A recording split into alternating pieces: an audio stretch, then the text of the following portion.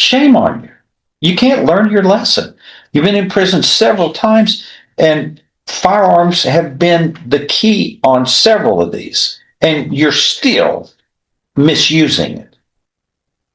Now, I know you made messes in Louisiana, but now I say welcome to Texas, but don't come here and mess it up. And here you are, bringing your mess into this state. Shame on you. In 25 CR 1839, Mr. Williams, you probably are intimately familiar. This isn't good. I always look ahead to see how this ends, how the story ends, and it's not good. You are punished in America criminally in two phases: the circumstances of the crime and criminal history. Those are the two parts that make up the punishment.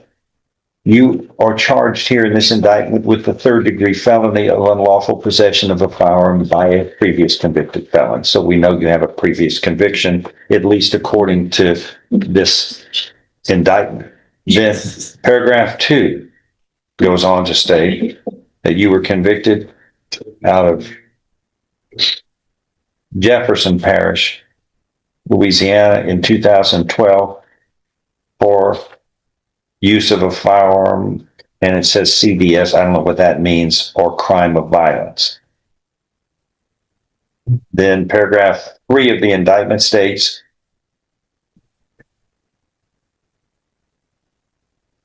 in November 7th of 2013, out of Jefferson Parish, you were convicted of illegal possession of heroin, cocaine, and a felon in possession of a weapon, which you're charged with now, which should never happen again. Paragraph 4 goes on to allege that after the conviction of firearm use or crime of violence in 2012 out of Jefferson Parish, Louisiana, became final, and after the conviction of illegal possession of heroin, cocaine, and convicted felon with a weapon in 2013 out of Jefferson Parish, after those convictions were final, it is alleged you committed the felony of introducing contraband into or upon the grounds of any state correctional institution, and you were finally convicted of that. Bringing contraband into a prison, I guess. You were convicted of that out of Franklin Parish, Louisiana in 2018. And finally, the final paragraph of the indictment goes on to state that after the conviction in clause number 3244, which is, again, those firearm and possession convictions in 2012, and after the conviction of illegal possession of heroin, cocaine, and being a convicted felon with a weapon in 2013, all out of Jefferson Parish, Louisiana, became final. You committed the felony of introducing contraband and were convicted of that felony in 2018. And I guess that's what I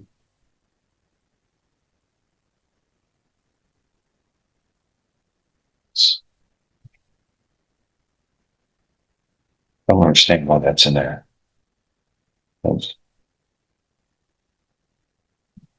Nonetheless, that last paragraph seems confusing, but on balance, this means because of your rich criminal history, you are looking at a minimum of 25 years in prison to life imprisonment. A minimum of 25 years in prison, up to life imprisonment. Do you understand? What's his bond on this? This is egregious. And then right now, another illegal possession of a firearm.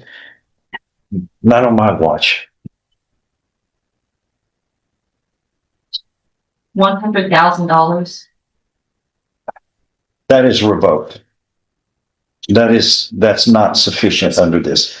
Under all of these convictions, and it's still firearms use, it's not fair and right. I'm increasing it to $200,000. Your Honor, I would argue. You can argue, go ahead and make your statement. He's been in court every single time. He's never missed court. He's always been here. That's one of the main reasons for bond, is to make sure. It's one of the main reasons. Why I said one of the main reasons. This is, if you look at his prior history, it's Just look at. Oh no, but it's nothing recent. It's cases that are old. I'm sorry, he just got indicted. He just got indicted. That's recent. He just got indicted here on this case. No, I'm saying his prior history. I don't care. He should never ever commit a crime, much less repeat it. And I'm sorry, that's just, and it's firearms usage. There's firearms. Using a firearm, Your Honor. He's illegal possession of firearms by a felon. Wasn't using it. It's found in the car when he was driving.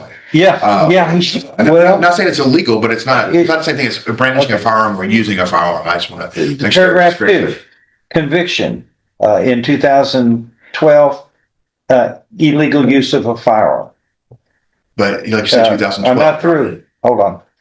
In 2013, convicted felon in possession of a firearm. What he just got indicted for in here, he was convicted. This is the third, 2 convictions so far, and then now a third charge of illegally using a firearm. Let's see. What else?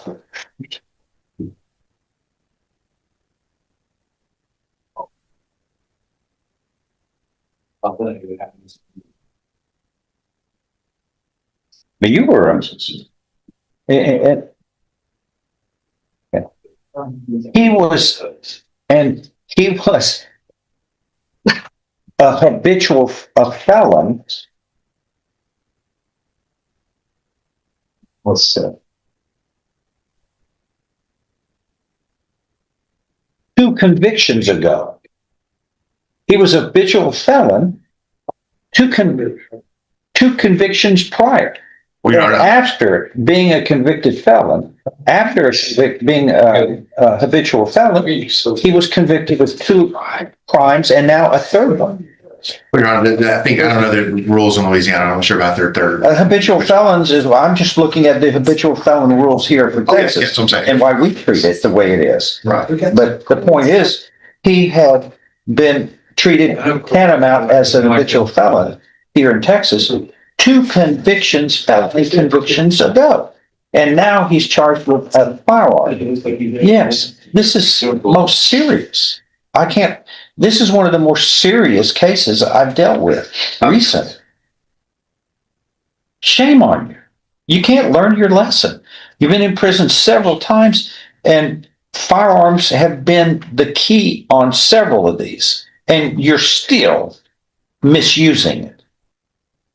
Now, I know you made messes in Louisiana, but now I say welcome to Texas, but don't come here and mess it up.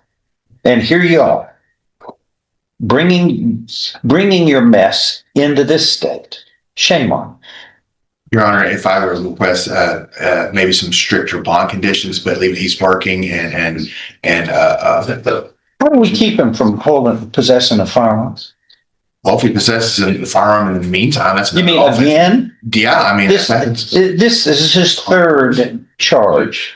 He's been convicted twice of this. Now it's a third one. obviously. There's nothing we can do. There's nothing we can really do to stop him from misusing firearms. He makes a mess wherever he goes, and now it's in Texas. Say welcome to Texas, but don't make messes. But no, whoever set the bond, I just articulated more than enough reason that his bond was insufficient. And the other argument I make, Your Honor, his bond was set quite a while ago. He's been coming forward. This is not his first time appearance. We've made appearances. This is this court. Well, we've been in front of this, Your Honor, and reset it. this court, can, always, show me a statute that says I can't do what's in the best interest of the safety of this community. I'm not saying And you that's can't what do it, it Your Honor. is. I'm just asking He's you a not to dangerous, this time. he has a prolific liking toward illegal use of firearms. And that's irresponsible. It's dangerous.